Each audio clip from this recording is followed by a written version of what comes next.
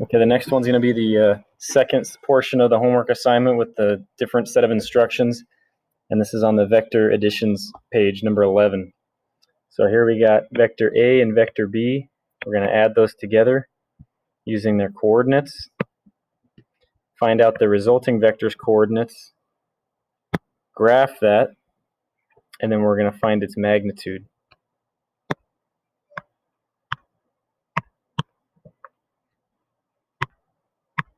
So let's look at what we have here. We have 4 and 1.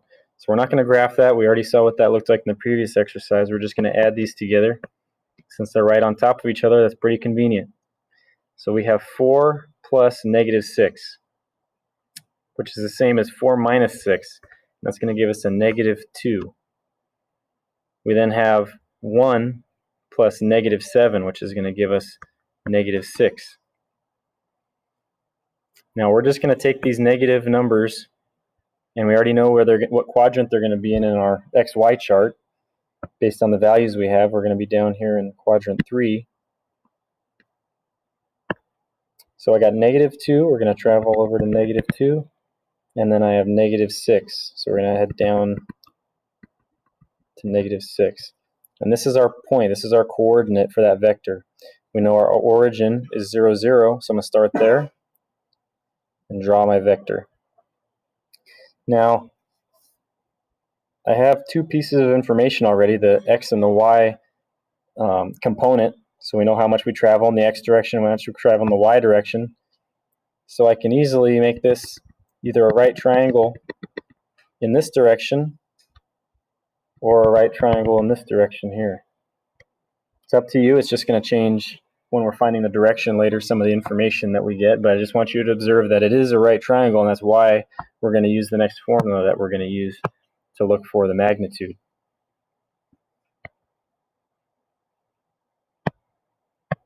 So let's just say we're going to use this as our right triangle for now.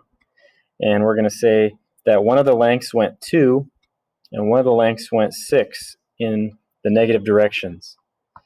Now, this triangle doesn't have a negative distance of 2. It just has a distance of 2. The negative only told us what direction it was going for the purposes of finding the angle later. But there's no such thing as a triangle with a negative distance.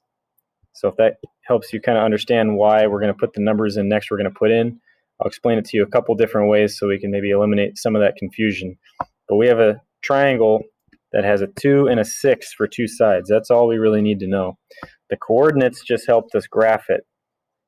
Now this triangle is not that vector. This triangle is just a visualization we're going to use so we can use some of our right triangle trig rules to solve this.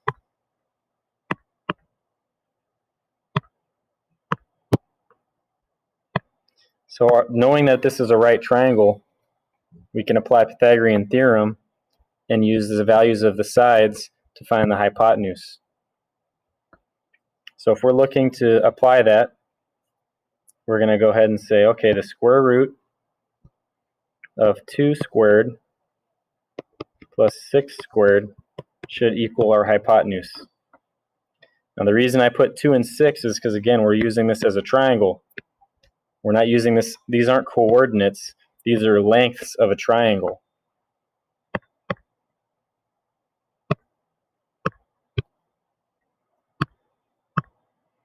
So 2 squared, 4 plus 6 squared, 36. We're going to get the square root of 40.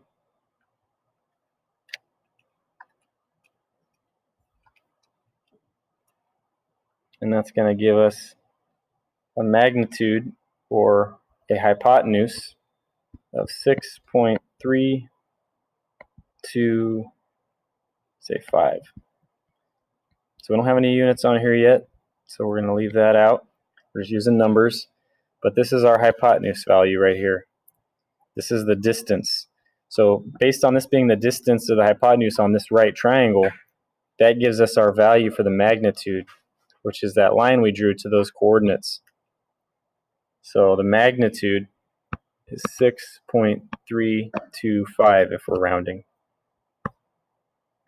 So we add, again, just to review, we added up the coordinates from each of these vectors, got our total, we graphed it, and saw that we could make a right triangle out of it. We used our right triangle formula from Pythagorean theorem to use this 2 and the 6 as sides of that triangle based on the fact we had a component of 2 on the x-axis and a component of 6 on the y-axis.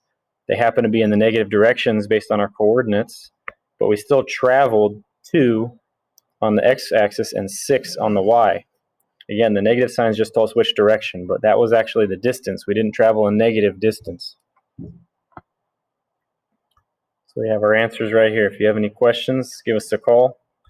We'll be available after 1:30, after our meeting's over. All right. And the guys that have sent their stuff in early, looks like you're doing good. And the guys that are still stuck on the basics, just keep plugging at it and let us know if you need any assistance.